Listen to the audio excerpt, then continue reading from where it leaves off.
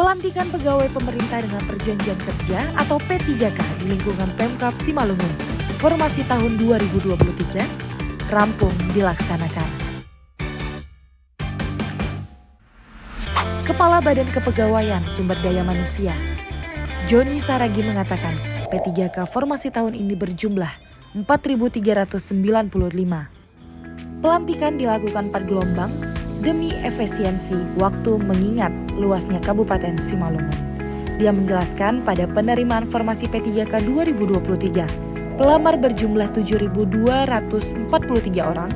Setelah melalui seluruh tahapan seleksi, dinyatakan lulus 4.395 orang. Joni mengatakan, berkat kerja keras Bupati Simalungun Radia Poah Solon Sinaga, maka formasi penerimaan P3K 2023 terbesar se-Indonesia.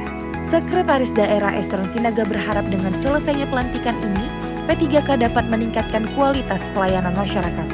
Dia menyampaikan Pemkab Simalungun dalam waktu dekat ini akan membuka dan mengumumkan formasi penerimaan P3K tahun 2024. Untuk itu, pihaknya berharap peran P3K dapat meningkatkan pelayanan masyarakat agar semakin lebih baik lagi.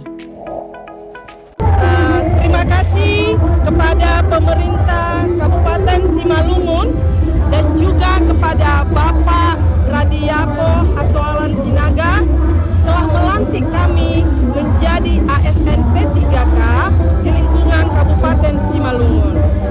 Kami berharap agar Bapak Bupati Simalungun tetap melanjutkan program ini, Pak, karena masih banyak teman-teman kami yang belum menjadi P3K. Semoga Bapak selalu sehat,